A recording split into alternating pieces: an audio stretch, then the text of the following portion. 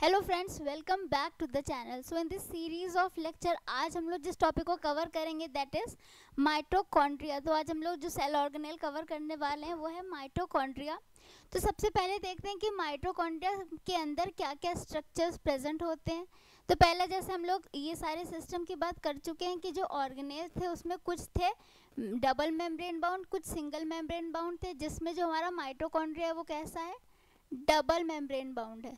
जो हमारा माइटोकॉन्ड्रिया था वो कैसा था, double membrane bound organelle, double membrane bound organelle.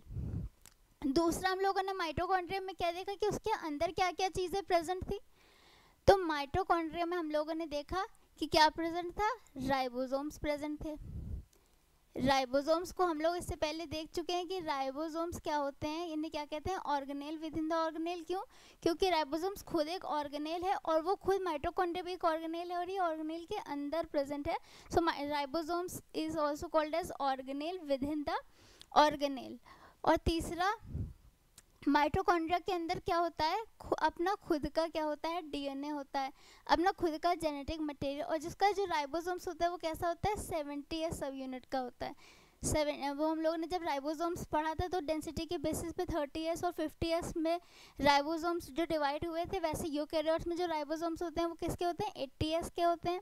लेकिन प्रोकैरियोट्स के केस में फिर जो ऑर्गेनेल के अंदर जो राइबोसोम्स प्रेजेंट थे वो कैसे थे, 70s के थे। इसके अंदर खुद का अपना क्या प्रेजेंट होता है, डीएनए यानी जेनेटिक मटेरियल प्रेजेंट होता है। तो हम लोग क्या ऑब्जर्व कर पा रहे हैं माइटोकॉन्ड्रिया को देख करके कि भाई इसके अंदर अपना खुद का डीएनए है, खुद का राइबोसोम्स है। इसकी वजह से जो माइटोकॉन्ड्रिया वो कैसी होती है हमारी, सेमी ऑटोनॉमस, सेमी ऑटोनॉमस। क्यों सेमी ऑटोनॉमस, क्योंकि काम करने के लिए हम लोगों को क्या चाहिए होता है, प्रोटीन्स। तो हम लोग प्रोटीन्स कैसे बनता है वो हम लोगों ने देखा कि कैसे न्यूक्लियस से, जब हम लोग ने एंडोप्लाज्मिक रेटिकुलम पढ़ा था तो हम लोगों ने देखा था कि न्यूक्लियस से कैसे डीएनए से आरएनए बनता है, आरएनए फिर वो प्रोटीन बनाता है, कैसे वो राइबोसोम से अटैच होता है और एंडोप्लाज्मिक रेटिकुलम में फिर उसका मॉडिफिकेशन होता है। तो इस तरीके से प्रोटीन बनते हैं न्यूक्लियस के अंदर जो डीएनए प्रेजेंट हुआ है उससे। पर हम लोग राइबोसोम्स के अंदर माइटोकॉन्ड्रिया के अंदर देख रहे हैं कि इनके खुद के राइबोसोम्स भी हैं, डीएनए भी है। तो कहीं ना कहीं हम ये देख पा रहे हैं कि ये अपना कुछ प्रोटीन बनाने का काम तो ये खुद ही कर सकते हैं। जी हाँ, ध्यान रखिएगा कि यहाँ पर ये जो माइटोकॉन्ड्रिया, आप सोच रहे होंगे कि माइटोकॉन्ड्रिया का जब इसके पास खुद का डीएनए है तो ये अपने ही प्रोटीन्स बना सकता है, लेकिन ये अपने कुछ ही, केवल 20%, ये केवल 20% ही माइटोकॉन्ड्रियल प्रोटीन बना सकता है, बाकी ये न्यूक्लियस से ही लेगा।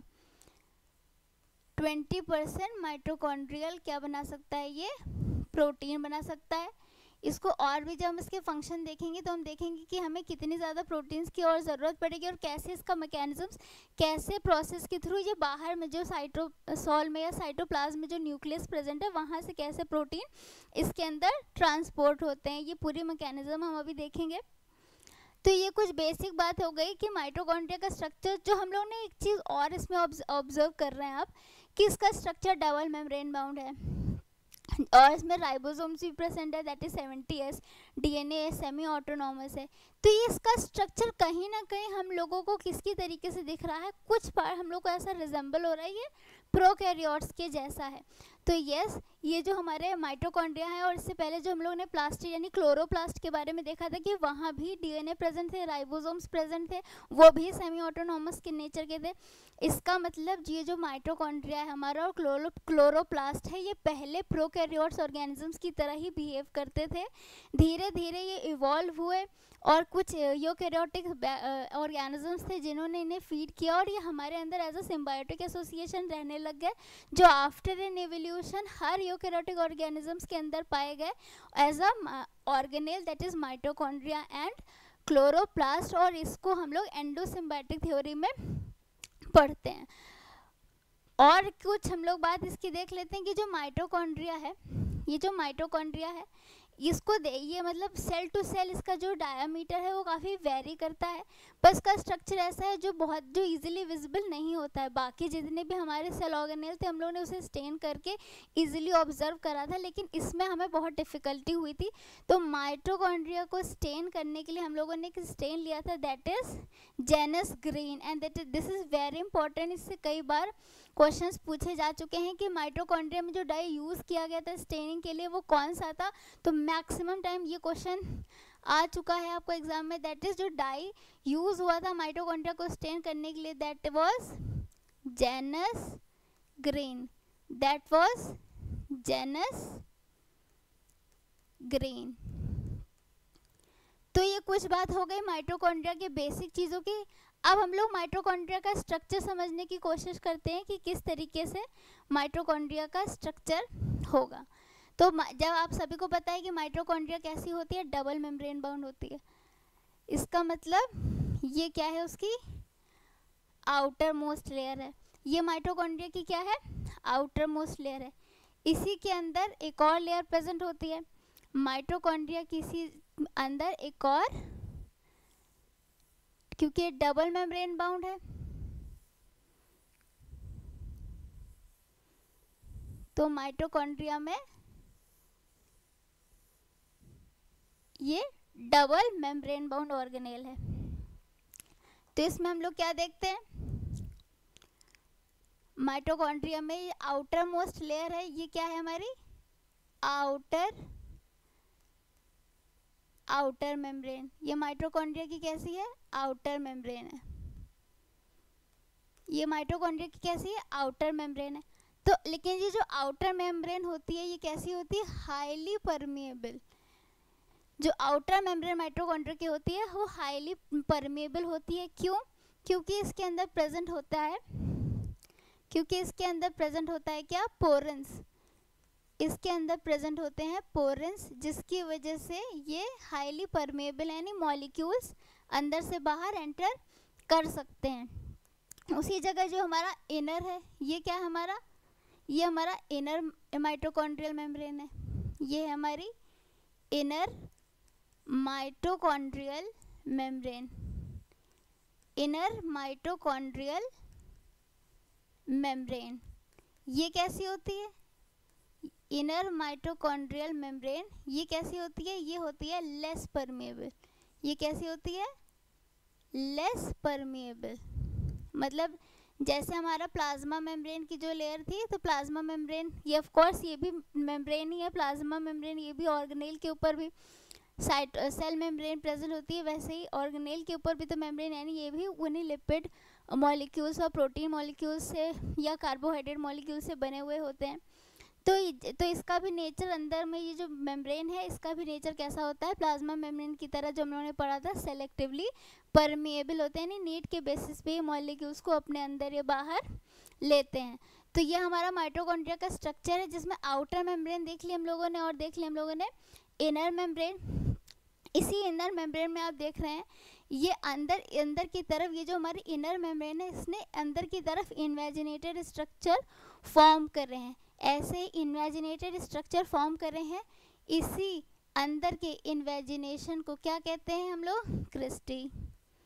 इसे क्या कहते हैं हम लोग, क्रिस्टी। इन सभी स्ट्रक्चर का बहुत इंपॉर्टेंट रोल है।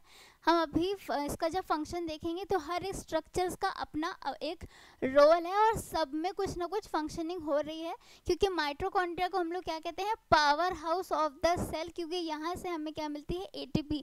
तो किस तरीके से एटीपी का प्रोडक्शन होता है वो सारी इसमें इसका जितना भी स्ट्रक्चर है उन सबका बहुत ही इम्पॉर्टेंट रोल है। तो ये क्या है कि अंदर की तरफ जो इन्वेजिनेटेड स्ट्रक्चर बना है माइटोकॉन्ड्रिया को, इसको हम लोग कहते हैं क्या, क्रिस्टी। इसी में ही आप देख रहे हैं ये जो हमारा आउटर मेम्ब्रेन है और ये इनर मेम्ब्रेन है। इनर मेम्ब्रेन में इस तरीके से इन्वेजिनेटेड स्ट्रक्चर फॉर्म किया, ये है क्रिस्टी, और इसके अंदर ही ये स्पेस प्रेजेंट है। ये जो स्पेस आप देख रहे हैं, ये वाला स्पेस, ये वाला स्पेस आप देख रहे हैं, आउटर मेम्ब्रेन और इनर मेम्ब्रेन के बीच का ये जो स्पेस है इसे हम लोग क्या कहते हैं, इंटर मेम्ब्रेन स्पेस। इसे क्या कहते हैं, इंटर मेम्ब्रेन स्पेस। इसे हम लोग बोलते हैं इंटर मेम्ब्रेन स्पेस, ये सभी बहुत ही इंपॉर्टेंट है क्योंकि कहाँ पे क्या फंक्शन चल रहा है, क्या प्रोटॉन्स कैसे इलेक्ट्रॉन्स मूव कर रहे हैं, किधर जा रहे हैं, तो हर स्ट्रक्चर में कुछ ना कुछ रोल है, इसलिए आपको स्ट्रक्चर जानना बहुत ही ज़्यादा ज़रूरी है। आपको कॉन्सेप्ट तभी क्लियर होगा, अदरवाइज आप कंफ्यूज हो जाएंगे कि कौन सी मैकेनिज्म कहाँ चल रही है। तो ये हो गई इंटरमेम्ब्रेन स्पेस। अब आप देख रहे हैं कि ये तो आउटर मेम्ब्रेन और इनर मेम्ब्रेन के बीच की जो स्पेस है उसको हम लोग ने इंटरमेम्ब्रेन स्पेस कह दी। ये अंदर की तरफ इन्वेजिनेटेड स्ट्रक्चर इनर मेम्ब्रेन ने फॉर्म किया है, जिसे हमने क्या नाम दिया है, क्रिस्टी नाम दिया है। उसके अंदर भी भाई ये भी तो एक अंदर भी तो ये लेयर प्रेजेंट है, इसको क्या नाम देते हैं हम लोग, ये है हमारा क्या, ये जो अंदर की तरफ प्रेजेंट है ये है हमारा मैट्रिक्स, ये हमारा क्या, मैट्रिक्स, ये है हमारा मैट्रिक्स। और इसी के अंदर क्या प्रेजेंट होती है, जो हम लोगों ने अभी बात करी थी माइटोकॉन्ड्रिया में कि उसके अंदर कुछ कुछ स्ट्रक्चर्स प्रेजेंट होते हैं जैसे डीएनए, राइबोसोम्स, तो यही मैट्रिक्स के अंदर प्रेजेंट होते हैं क्या, 70S राइबोसोम। इसी में क्या प्रेजेंट होते हैं, 70S राइबोसोम्स प्रेजेंट होते हैं। इन्हीं में अपने क्या प्रेजेंट होते हैं, डीएनए प्रेजेंट होते हैं। इन्हीं में क्या प्रेजेंट होते हैं, इन्हीं में प्रेजेंट होते हैं डीएनए, इन्हीं में क्या प्रेजेंट होते हैं, डीएनए प्रेजेंट होते हैं।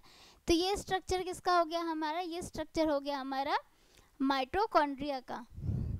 ये हम लोगों ने स्ट्रक्चर देख लिया किसका, माइटोकॉन्ड्रिया का। तो आई होप आपको माइटोकॉन्ड्रिया का स्ट्रक्चर और कुछ फंक्शन समझ में आएंगे। अब इसके आगे हम लोग इसके फंक्शंस के बारे में नेक्स्ट वीडियो में देखेंगे। अगर आपको हमारा लेक्चर और वीडियो पसंद आया हो देन प्लीज़ आगे के और वीडियोस को देखने के लिए do like, share and subscribe to our channel. Thank you.